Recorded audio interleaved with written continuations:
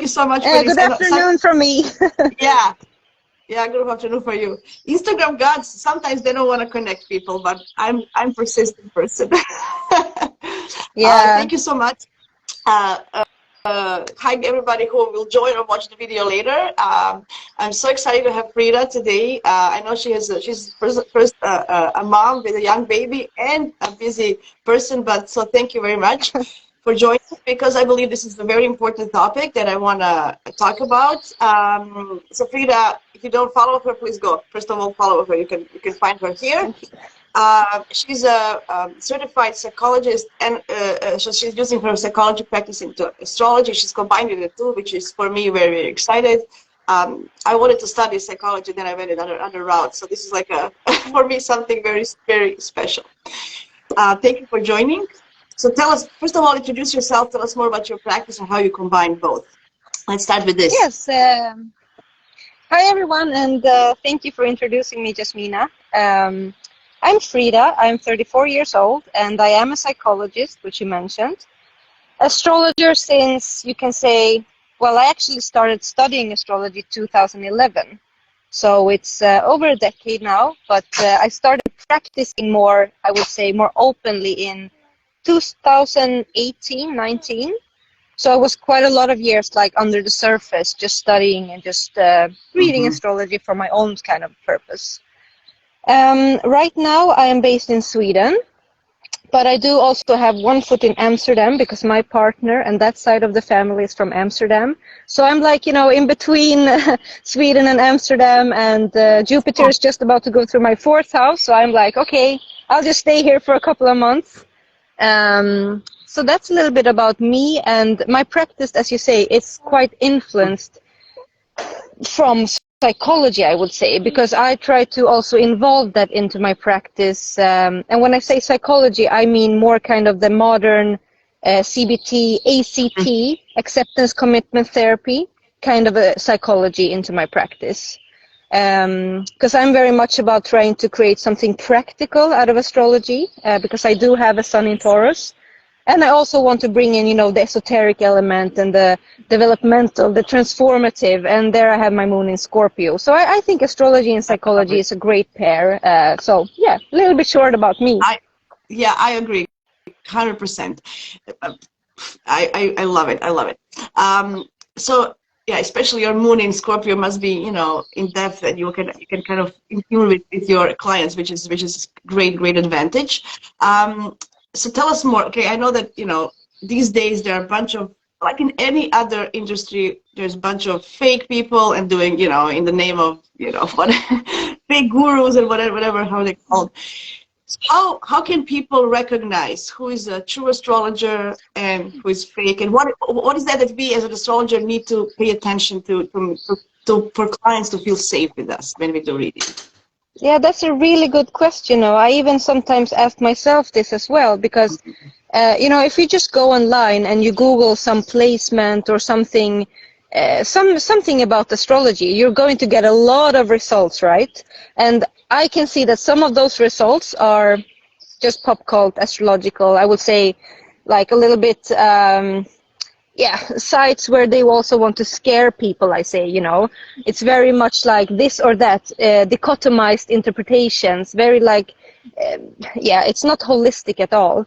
So I think one good thing is to check if the person that you're going to see has some kind of certification or some kind of study behind them, or if not, is there any material online where you can see this person, for example, in interviews, or you can read something about them? Because I think credibility and trying to create some sort of seriousness for yourself and as an astrologer is quite important. So I always say that to people: go by either recommendation or really try to look up so that this person knows what they are talking about.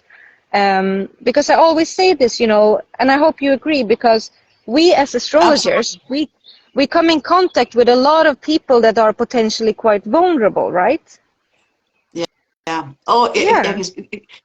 People usually come to see astrologer in unfortunately when there is a crisis, some kind of relationship breakup, or they're into their life stage when they need to change something, a job, or there's an issue with with something. So it's very sensitive, and we have to really, yeah, I 100% agree that um, I think every job you do, you have to have people skills a little bit, and it's unfortunate that we don't study that in school. Like our school system doesn't teach our kids to to have people, which is unlikely, right? Yeah, So yeah. tell me, I know on your page, so everybody who listens, please go to see Frida's page, Esoteric Astrology. She Thank has you. guidelines for ethics there, which I love. And I know there's a bunch of astrological um, associations that have some kind of guidelines as well. Yes. So you can always look that and see if the person meets those guidelines. That's how I would say as well, right? So what are some main guidelines you could say? I would say, first of all, the most important guideline is do no harm. Because as astrologers, we really have to have the client's best interest in mind and have to continuously remind ourselves that we should not do harm to anybody. So that's like for me the top priority. But after that also comes, for example, the whole question of agency, the client's agency. Because when we practice astrology, I always say this, there's a fine line between showing that you know how to read a birth chart by saying what you identify in the horoscope. For example, there could have been tension in the mother-child relationship. There could have been violence in the home. There could have been, relationship issues, all these kind of things. We can see these things as astrologers. But there's a very fine line here between letting the client own their own narrative and their own story and increase their agency in their life versus us telling people what to do. And Absolutely. this That's why is, I believe that. Sorry, I think that's why dialogue with client is very important, right? yes, it's so important. Dialogue is extremely important, and also how you phrase the questions, I think, what words we use. We can also try to use words that are more open to a sense or neutral in a sense. I always take Pluto as example. What I say, Yeah. we can use the word intensity or intense experiences versus traumatic or difficult. Because if we say intense, the client can develop from there, and let us Mhm. understand more from their perspective. So, Yeah, what do you and think about Chiron, for that? example. Yeah. Yeah, absolutely. For Chiron, your case, like, oh, there's abuse, or there was like abandonment, or there was like, how can you say, like it's very harsh, you kind of have to frame it in a, usually it's the best way is to give a guideline to for client to open up what it is, and then you can kind of read it, right? Because, if they tell you, in their own words, then it's easier, right? So I 100% agree with you. Yeah, That's important. because it's easy in these times. I would say that as society is built, society tries to tell us what to do, tries to guide us. Oh, sorry. Let's see. I have a fussy It's baby here. okay. Sorry, Hi, baby. sorry. It's But okay.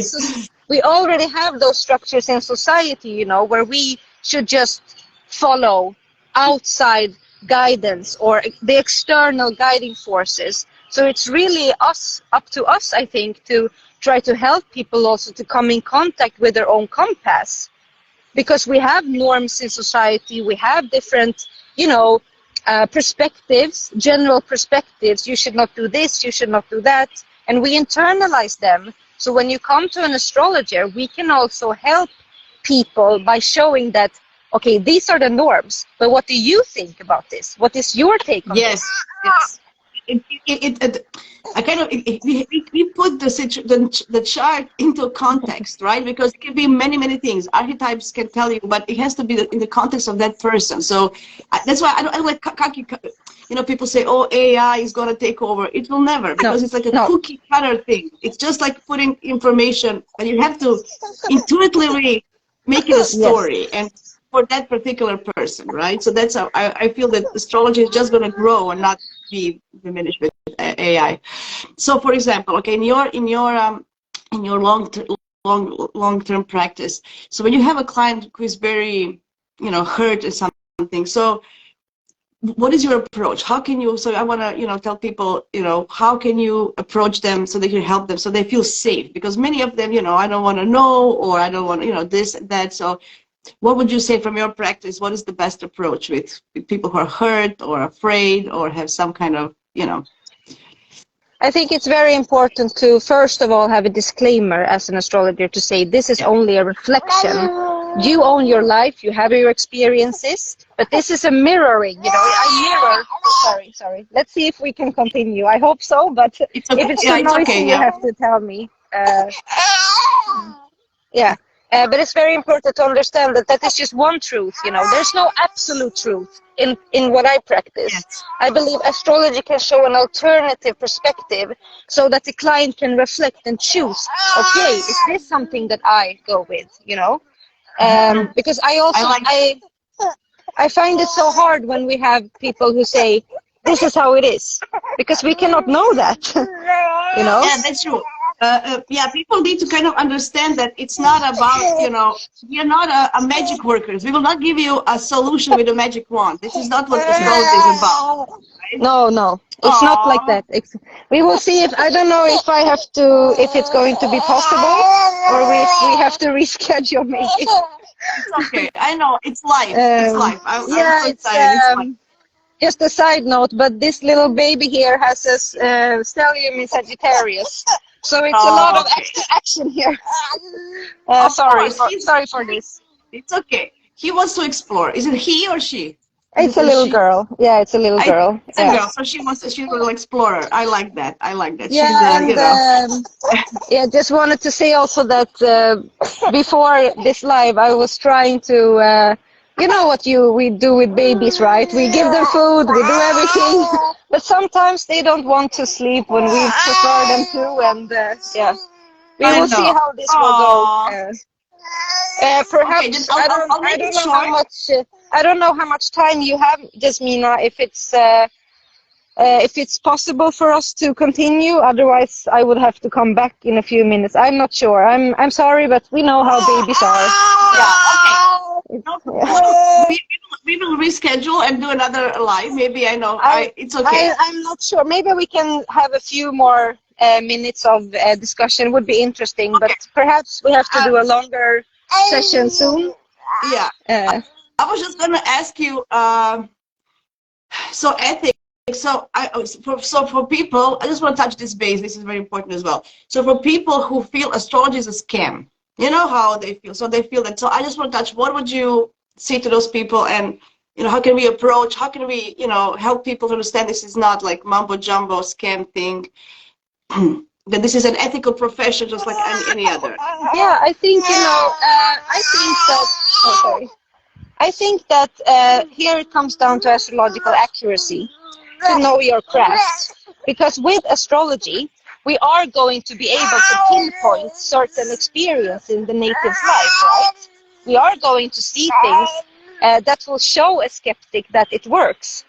But I think it's very important here, and I've battled this question a lot myself, because in the beginning, I tried to convince everybody that astrology is real. Also because I have I have my academic background, so I try to convince people, but I don't do that anymore.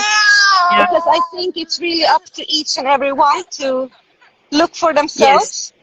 And some people are never going to like astrology, and that's okay, right? That's fine. Yeah. And I also wanted. Yeah, sorry. Okay. I just also. She's really fiery. Oh, yeah, we'll see how this. Maybe it's gonna be okay like this. Just a second. Just one second, please. You can continue. No problem. Yeah. So this is live, guys. So this is what I love about astrology community, because we are so open to talk about everything. I love this. This is life. I was just going to mention something that, there are many astrologers, just like many doctors or many other people. So, if you kind of also as a client have to kind of feel this person who you want to have therapy with, like a session with. You don't have to, I'm aware that I'm not going to suit for everybody. I'm, my personality, the way I do things. So you can always choose, to feel comfortable with an astrologer as well. That's it. I just wanted to mention that, and, you can kind of see. And you can kind of see if somebody's, all these fake accounts, dear this, you can just feel that Yeah. this is a bunch of BS, But I So think there, if we get back to, it's a little bit calmer now. So, yeah. if we get back to the thing where I said we should not force it upon anyone, I think Mhm. that, the times we are in and the people who tend to be quite logical and perhaps very academic or want proof of everything, I happen to see that they can also be quite, when they start to open up, they are often quite interested in astrology, because astrology does have this logical component, right? It does have we can trace it to something physical, the planets, the planetary bodies. Okay, the motions in the sky. Okay, we can understand that it could work. So I've also met a lot of clients who are skeptics, but they are drawn to astrology out of all different spiritual practices. They choose astrology because it's somehow one of the more tangible practices out there. So I just wanted to mention that, because I've had, medical doctors, I've had nurses, I had scientific people come to me and they're like, wow, this is so interesting. And you're with one foot in Yeah. academia and one foot beyond. Oh, I want to know more. So we should also cherish that, of course. Yeah, there's many astrologers who came to become astrologers as being skeptics. Like Sam Reynolds Yes. is one of the great examples. Like he came to, okay, I'm going to prove you wrong, and then he's now one of the most Yeah. knowledgeable astrologers there is. So that's also interesting. As for everything, clients need to do some research as well. If just like when you look for a doctor or something, just do a research. See, Google people, see what is happening, see what There's a bunch of associations, and there's colleges and schools of astrology. You see who the teachers are. If this astrologer took one of those classes, so he learned from, so you can see who they learned from. I know, you know people sometimes don't want to do the work, but it is. You also, as a Yeah. client, need to kind of do some research for yourself, Yeah. Definitely, and also there, if we link it to, like you mentioned earlier, therapy and therapists, it's not, uncommon to change therapists. It's not uncommon because sometimes patients or clients, they go to one therapist or one doctor and the personal relationship doesn't feel right. So then they have to try someone else. It's normal also from the world I come from. Um, Yeah, that we cannot always, absolutely. we have to feel. That's why I also say to people that people Mhm. who seek astrological guidance, they should also somehow use their intuition if they want to choose somebody to work with. Because Yeah. oftentimes also when we look at synastry between an astrologer and the client, we're going to see also some aspects there that perhaps show that this is a combination, that there's an interaction and exchange taking place between the astrologer and this client, and vice versa. Yeah. So just like being moral and ethical in any other aspect of your life, if you just apply that to your work, which is astrology, people can feel it and sense it. I think that's important. Yeah. But I just wanted to mention this, that there, for people who don't know, there are guidelines, there are associations, there are people who actually think about this, and astrology as an art slash science slash whatever. I always put astrology as a separate category. I don't think you Yeah. can't box it. You can't put it in any label on it. No. It's a different, and it's evolving, and I'm so happy that it's evolving, and it's gonna, get more and more. It's gonna be more established, and we're gonna have, people are gonna feel more safe with it, I believe, with it. And it's beautiful that, the knowledge that we have from other aspects of our life, we can combine with this, like you're doing with psychology. I think it's beautiful. I think clients who have that ability to book a reading with you can get a more in-depth understanding of who they are and how can they help themselves. They can, because we are not we're not helping anybody. We're just kind of like catalyzers with the Yeah. information, right? So Yes, I I think agree. that's important. Yeah. And I So it's think not it's we are. really about showing another perspective of life, right? It's if you come to an astrologer, just as if I go to a medium, Yeah. then I'm Yeah. curious, and I don't expect them to tell me exactly what I'm going to do and how my life is Yeah. going to unfold. No, I'm just looking for another perspective in order for me to take the necessary steps. And I think that awareness is so important to bring with us. so that the client understands that it's a perspective, really. But it also expectations. I like to be clear with the expectations when I talk with a client from the beginning. This is what you can expect from it. Some clients come, they don't want to talk. Oh, tell me. Okay, tell me, who am I? Tell me what's going to happen. I don't do that. I can't. I'm not magic. I don't have a magic ball. We have to communicate. So that is also that is also a thing that I feel that we need to change in the ethics, also in astrology, the perception of what your expectation should be of from a reading. What do you have to say on that note? I agree, and I think about something that I read in Stephen Forrest's book, The Changing Sky, the book where he writes about astrological transits. And I think there he describes, 3 different levels of prediction. He says that there's one level that is about the doing, then there comes the feeling, and then comes like the more spiritual or the higher perspective. There are like 3 different layers of prediction. And he says that, if I remember correctly, the level where it's about what will this client do is quite tricky, because that also interferes with the client's free will, right? So in terms of that, I think it's very important, at least I say this to my client, I will not tell you what to do.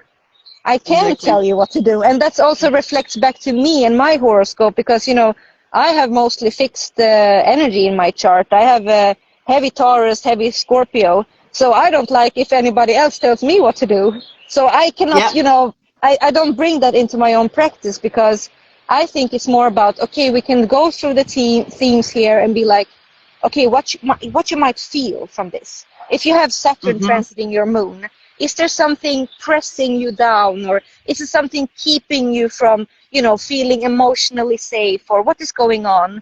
And we can talk about that. And then it's really up to the client to take the steps. And I can guide the client, but I will never say, oh, you have Saturn transiting your moon, you should do this. No. You know what I mean, right? Yeah. So absolutely. And then, always disclaimer that, you're not going to share their information with anybody, or that when we talk, people are sometimes afraid, oh, you're going to tell some other people, you're not, do that. So part of the ethics is not to speak. This is like a privileged conversation, just like a confidentiality, or just like with any other doctor. So there is, it's like, for me, it's like there's no question about it, but some people question, what is going to happen with this and with that. So it's good to be clear on that, and also be clear on when you open a birth chart, because I say it's quite similar to opening somebody's medical journal or psychiatric journal. You can see a lot of information flooding from the horoscope, and it's very important to be mindful of that. And I always say not to become superstitious or anything, but it's a lot about trying to understand that the birth chart has a lot of information, personal information, so I handle it with care. Absolutely. No, that is amazing. That is something that, so Gugis is saying, where are you, Frida? I think she's speaking in Serbian. I can translate that part. Nice. What else was I going to say? Now I lost my train of thoughts. I just want to the point of this was to kind of make people more secure, to when they book a reading, or to understand that astrology is a profession that we as astrologers really feel honored to do. It's a privilege and honor to help you. This is like a language. We are learning a language, right?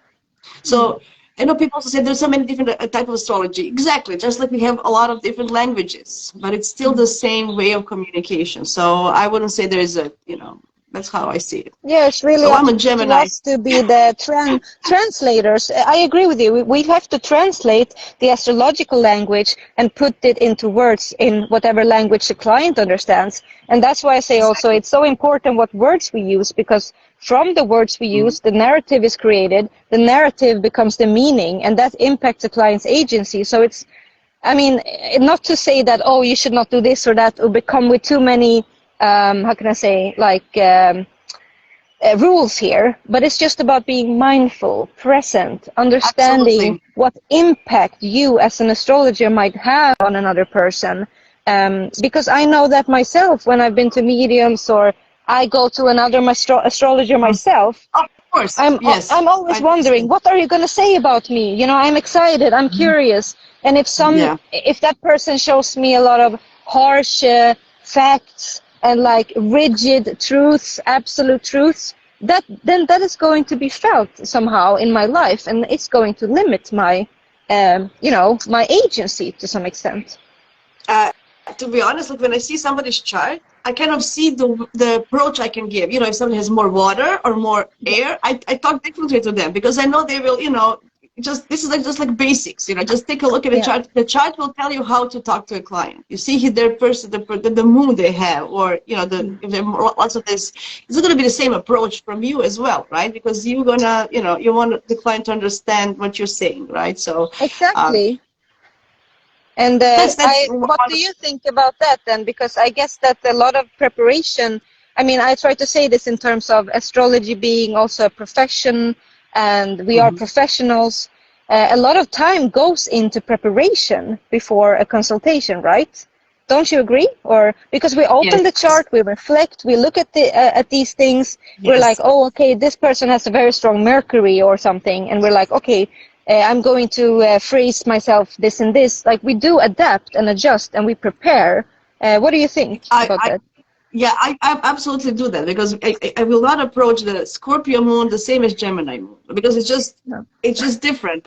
The way I feel Yeah, that they will not understand me if I just for them to feel secure. So I always look at the moons like because I want to feel that they feel secure talking to me, like safe. You know what I'm saying? So that's like my first thing. I always look and then if they're more water or this, people with a fixed Earth chart, it's going to be more skeptical when you talk. So you have to have a different approach, right? yeah, It yeah. just, it I just totally agree. that's how I kind of, that's also the charm of being astrologer because you can actually you can use your skills to help people individually, right? It's not that's why it's not a cookie cutter thing. It's just that's why I feel that it's just not. You have to kind of Yeah. use intuition, your knowledge, and and combining everything. And as you said, number one thing is to be kind, and Yes, be so kind. so what do you want to what do you want to accomplish as well, like what do you want this person to get from this reading, as you as a person, what do you want to what value you want to give them, right? Like Yeah, exactly, exactly. And I think there's also a fine line there if we talk about the ethics, because um, sometimes I am a little bit torn here, because sometimes I like astrology to be this self-development tool that it is. Mhm. I like it to be that way. We can learn so much about ourselves through astrology, but I think sometimes also that we can take it a little bit too far. I don't know if you know what I mean, Mm. but Yes, I come from that background also, where it's about, oh, I have a moon in Scorpio. The moon is not comfortable in Scorpio. I have to work on my feelings. I have to work on my emotional life. And it becomes a little bit obsessive. That's why I really like to, in my practice, bring in acceptance. And through absolutely. acceptance, we work also more. I like to work in that way where it's not so harsh or so much about a linear progression. It's more cyclical. It's more about, look at this. Oh, what do you think about this? Acceptance, self-compassion, develop your values, then committed action. But, work like kindly with people. I guess that mirrors my chart also, with all this fixed earth and I water. think you That this is use how I yeah approach it. I think you use your chart pretty well. So you are doing your chart, which is beautiful, right? I just want to mention one more thing. Ethics when using the data of people who didn't give consent or for children. What do we do? What do we do in those two cases? Yeah, you have to say what you do, but I don't read somebody's chart unless they gave me permission to do so, because I Yeah, think it's not ethical. I think it's really about, again, the person who seeks astrological guidance. They should be interested. They should have given their approval to this. And with children, I think here that if the child is below I haven't really figured it out because I don't offer readings or yeah. consultations, children's horoscopes, but I would say that if the child can give their consent, I would like that. in research we have, for example, if somebody is below 15 or 16, the parents need to sign a form. And sometimes I think it's also a good method in astrology, because perhaps when a child is 15, 16, they want to maybe own their own privacy a little bit more. But below that, you can do consultations, but I think it's very tricky, because you should not, you should never give a deterministic interpretation when you do astrology, but specifically not with a children's horoscope, because so much can play out. And the way I approach that is just to guide the parent, like how can you support this individual's own process to discover and unfold their life their way. How can you as a parent, I look a lot at the parents' chart then as well, if I would do that. Yes. What do you think? Yes. I did have some, not many, but I did some. It was usually my friends, to be honest. You know, they got a kid, so they want to kind of know. So it was like more informal. But I looked at Moon and Mercury. That's it. I just want to see how they're, you know, development. What are the interests? You know, should they do sport or art? Like very general, you know, support them if you see, and how the moons are working together for them to understand their. That's it. Like I don't go any. There's no. Because that soul needs to evolve, and they just came to this world. They have to have some experiences, right? We don't know how it's going to play out. No, and as parents, we are so biased also, and we are so entangled with a child's life. And I have this myself, you know, because, for example, the little baby I'm now holding in my arms, she has her moon, Neptune squaring her moon, for example. And one part of me could become a little bit superstitious and be like, oh, I hope she doesn't fall into addiction, you know? I can be like that. No, but it's like a great artistic expression. Because squares actually make you work. I think it's a beautiful, you know, like look, I have a stellium in the ninth house. I always see everything optimistic. Yeah, so I have an example as well. I have a Gemini moon, and my son has a Scorpio moon. Oh, yeah. See? So now, if I didn't know astrology, I would probably be very, very upset when he tells me, "Mommy, stop talking." Yeah. He goes, "No," because now I know that he needs his time to reflect. He needs time to actually what happened in the daycare, what happened he needs time to actually process, and he will come to me when he wants to talk. Me as a Gemini moon, I need to talk about it right now. Let's talk. Otherwise, you know. So that's why. So when I talk to parents about it, it usually was my friends. I didn't have like an official talk. Because I'm kind of scared to like have a paid reading for a kid. But I'm kind of practicing with my friends, and this is just the thing that I tell them about moon and how they're going to develop like social, like just a little bit of, you know, they're going to be more like. It's very, very modest because we don't know how it's going to go. We just don't know. So no, and I've had a lot of clients come and, you know, clients who know a bit of astrology, and they can ask me, oh, I looked up my child's horoscope and I see that she has Pluto in her fourth house, and they are scared. And then I also try to tell them that, you know, that's also how we see where astrology is not linear or set to a certain truth or direction. It's you know, it's cyclical, it's moving. It's not really like static in that sense. Perhaps there could be some issues around the home life and home family, but there could also be very, very strong ties, very strong ties to the roots and the family roots, for example. So I try to tell them also always to. And this is basically modern psychology. Use the psychological flexibility, because that's all about trying to change perspectives. Take different perspectives. What about this? What about that? And like really adjust to situational demands. That's what I say. It's we need to work a lot more with that kind of function of the brain. I'm a true believer that if you have an awareness, like astrological knowledge and awareness of what's going on, your kid will feel it. You will find a way. You know, it's the problem. The traumas come up when there is no awareness. There is like no working on it. You know, because you're gonna work with your kid. You know this now, so you're gonna kind of you know, because usually traumas and stuff come from a families that they are just ignorant. They don't want to talk. Very strict. You know how they go. So it's very different. So that's always reassuring that you kind of even with thinking about, oh look, my kid has this. How can I help him? That's a huge Yeah. step forward, right? So I Yeah, always tell and people, it's again about perspective taking, just yeah, trying to put yourself in another perspective. And I try to think about this also, for example, with my own son, because he has Uranus conjunct his IC. And sometimes when I was a bit worried, I was like, oh, does this mean? Is my partner and I going to break up and he's going to, have a lot of instability, or what's happening? But then I was also like, Uranus is also unconventional, it is to some extent an unconventional upbringing that he has.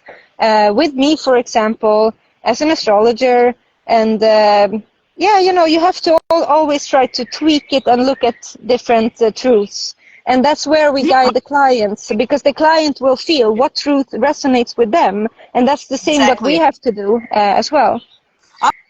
I would just say he will probably just want to break free from home. He will not stay at Yeah. home for a long time. That would be No, like my, no. you can expect he leaves at 18 and, has Yeah. his, that's what I would say. It He doesn't has mean that that he's not, personality. there you go. So You're I would say, you're on spot there, yeah. so that would be like my quick thing. So that's always something that's not, and I'm always trying to see something positive, there's a challenge, but there's always a way to deal with it. I don't know. I just Yeah. feel that that's But amazing. can I So ask you a question there? yes, Can I ask you a question there about the positivity? And you also mentioned did you say you have stellium in the ninth house? yeah. So I have Yeah. Gemini and Sun, Moon, and Mercury in the ninth house. Wow. Okay. Nice. Yeah.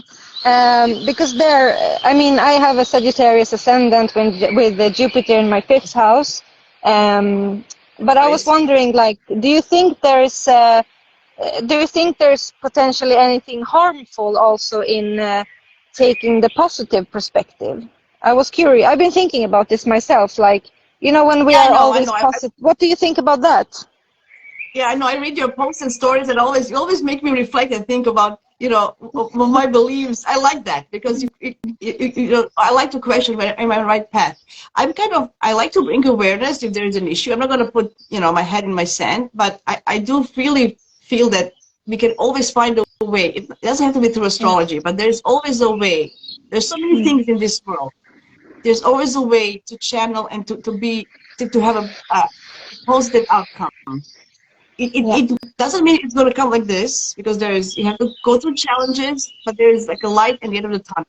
You know, Yeah. um, I have Pluto in my first house, and I had some stuff in my life that I felt really down, depressed, to be honest, like, as an optimistic person, but it transformed me to like a better life afterwards. I'm saying, it doesn't have to be all roses, No. but there is a way either to make it less hurtful, less hard, which is sometimes, important. That's also positive. If it hurts less, it's also positive. Yeah. Yeah. It Yeah. is. So that's how I kind of look at it. Yeah, I agree. I It's the agree wording. with that answer. I agree, and it's also some personal journey I have maybe on my path, because I have Saturn in the first house. I have, Moon in Scorpio, almost conjunct Pluto, and heavy Okay. Taurus. So I'm like, is it really necessary for me to always take the difficult road? you Yes, know, yes. That's a good thing. But yeah, you're kind of used to that energy as well, right? So kind I of, am. Yeah, yeah, no, I think you're doing your chart, which always, try to, but also in consultations, that's also kind of like, to tell people anyway, yeah. it's I all am good. trying. I'm trying to incorporate my chart into my practice, and also Hmm. channel that through into my practice, because I think that's what we kind of preach, you can say, to become or live more aligned with, I would say, the higher octaves or expressions of your birth chart somehow, like channel that Yeah. energy so it becomes some kind of positive expression. So that's what I'm trying to do. I just wish I could embody more of my Uranus, which is really close to my ascendant. That is like that's what I'm moving more towards now, more like breaking free, saying more what I want, being more individualistic. And here we come back to, like, if we talk to a client with that kind of aspect in the chart, try to show, okay, but what are the norms? What are the norms? Okay, maybe you should, you know, say certain things, act certain ways, do this, or be a little bit, how can I say, not have too much of a loud expression. But when you look at the birth chart, there could be indicators here that you could have a bigger expression, or you could thrive by daring to be more individual, or you know, more unique to some extent. So I'm really trying to apply that to myself, because I feel like I feel more aligned towards myself when I embody that Uranian expression as well, and try to understand that the norms are only norms. That's good. No, see, as well, we as astrologers also evolve, right? Because as we Yes. learn, as we practice, with every client work gives me new knowledge and new perspective, and you know, and we always learn. We always go read books. We always go take some, you know, talk to other people and take classes. We never stop learning. So it's not like a, you know, I'm this now and I'm just doing it, you know, kind of a thing. So I think it's very good. The point of this whole live was to people, to reassure them that this is a great tool for them to help them make their own decisions, to be clear on that. And they also kind of need to kind of do a little bit of research, because there's so many things online, but you can you know, just like you look for a doctor, and then recommendations, as you said, is also very important. You know, you can feel if somebody's, you know, kind of, you know, not And telling you the know, truth. we can also say, just add in there that there's nothing wrong if a client would email me, or if DM me and ask, do you predict pregnancy, or do you do this and this? Then I will say no. Then you can always ask an Exactly. astrologer, what is your specific focus? Like, so that the Exactly. client also knows more on forehand what to expect, because as astrologers, we do charge a little bit, because we have preparation time and we put a lot of energy into our craft. So I think for the client to really have a good experience, dare to ask the astrologer, because maybe they will not do what you want them to do. So you can always check it out before booking somebody. That is exactly what I started all these lives, is to introduce people with different types of astrologers. There's, you know, like a medical astrologer, or Yeah. finance, you know, so we can't know everything. You know, if somebody comes to me like, yeah, exactly, with a, I can print out the lunar cycle for them, you know, based on their lunar thing, but that's it. Like, I can't give you, because I don't know fertility astrology. There's a whole science behind it, right? So I Yeah. can refer you, and I have like a list of referrals. You know, people ask me, and I go, look, for this, I would go to this person. For that, you know, that's because if somebody has like a real trauma, I wouldn't do it. You know, like No. if somebody's really, you know, let's see Frida. She has psychological experience. She can help you more with your chart when I see the chart, or something that, you know, they're struggling with. So I always have like a list of recommendations for other astrologers that I feel that are more expert than me. I do natal charts, and, you know, I like to do a little bit of synastry, a little bit of stuff Ah. like that. But, you know, Yeah, like in because I don't do synastry. yeah, I don't do synastry astrology, and it's just because I don't feel like it aligns with my astrological expressions. yes, I think, like yeah. you say, I'm there are many people who are really good at synastry astrology, and I know some of them have like a Libra moon or something like that. You know, I'm like, yeah, great. yeah, yeah, Or, yeah. but for me, I do more like personal interpretations. Really Yeah, work with individuals that way. I'm mostly personal, but I'm very interested in relationship. I have North Yeah, Node in Libra in my first house, so I kind there we of see it. I Yeah, so I kind yeah, of, you know, I'm always interested in, this is why I started doing astrology and learning about it, because I want to understand why these people are attracted to each other. Like, yeah. why is this, you know, what is happening? Why are they 50 years married happily, and these people are changing partners all the time? Like, and I like Yeah. psychology, and, you know, so that was But kind of one of there's the a things that great example how yeah, you bring in that energy to your practice and how you make that an yeah. asset of yours. Whether if I would do it, I've done it a couple of times, but I don't feel like it flows for me. And to me, I'm always thinking like, but what is there for me to add? You know, I cannot really see clearly. So I've chosen not to do any synastry. which is the beauty of astrology, because there are so many of us that do different things that you can, you can find the one person, the astrologer who can really help you with your stuff, So that's amazing. Cool. One thing that I do thought about that I tend to bring in my consultations is a lot about how people can connect with spirituality. Mm-hmm.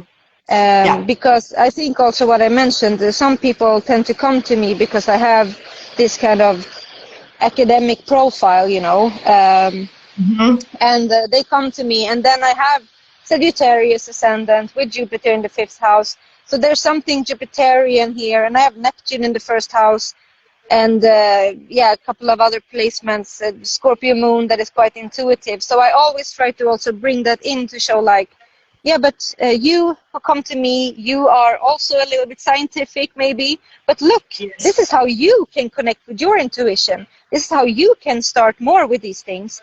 And I find that is always a subject that comes up, how to practice or be curious about what lies beyond the tangible world or the mundane. Yeah, absolutely. I agree. I don't know. I think we covered it all. I think people now understand that, what to look for and what kind of, what are we doing here.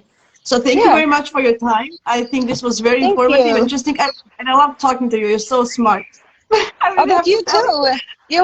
I So, get along so well with Gemini placements. I have descended in Gemini and my son in the 3rd house. So I love Gemini placements. And thanks. but may I just ask before we go? You're living in Canada. Could you just say something short about also for the people who Oh, are on my for your profiles viewers. and Okay. yes, know a bit about you? Yeah, I never did a video about it. Anyway, okay, so my name is Jasmina, and I was actually born in Canada, but my parents took me back to Croatia, so I grew up in Croatia. And 7 years back, I came here, back to Canada. I'm currently living just near Niagara Falls, beautiful place. Yeah. And I started my astrology journey when I was pre-teens. There were some, books and stuff that I was reading, and my whole life I was kind of learning a little bit. But reading charts from my friends was a thing that everyone would come to me. Oh, what's happening? Oh, like through all my life I would do that. But actually, just pre-pandemic, when I was pregnant with my son, I kind of started. Okay, I took it seriously.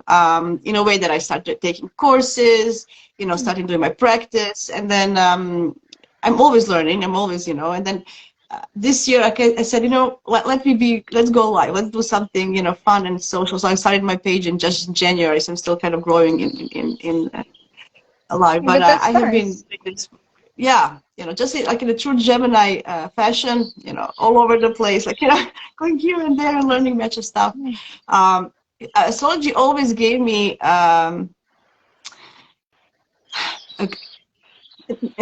there's a fine line. Some people are very obsessed, and then they just do everything by the stars. Not in that way, but it No. gave me some kind of like a comfort. Let's say comfort. Yeah.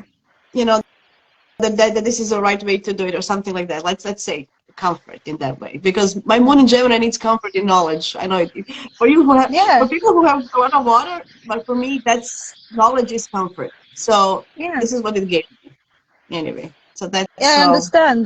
Beautifully put there. I like how you explain it, and I also like that you born in Canada, went to Croatia, and then went back. That's also very Yeah. significant for your moon in the 9th house.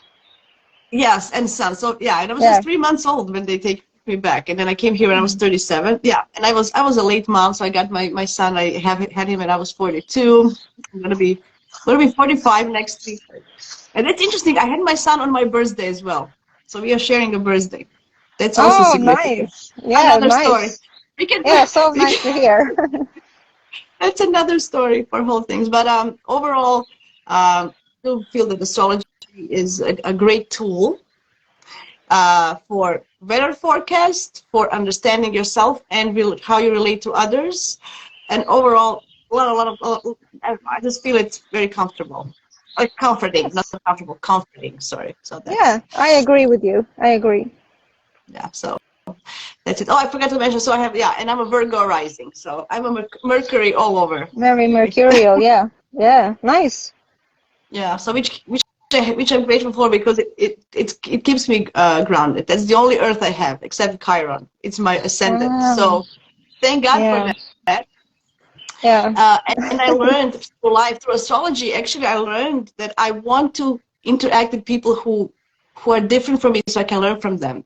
You know, when you're Yeah. young, you kind of always try to find the people who are as you. As I knew astrology, as I grew, I said, no, I want to actually meet people who have strong earth, strong water Yeah. that I don't have, and I can learn from them. That's why I love doing this. Somebody asked me, why do I do these lives? And then I said, you know what? I can combine my three greatest love: to talk, to meet new people, and astrology. Yes, I like it. Very nice. Yeah, Yeah. I like it a lot.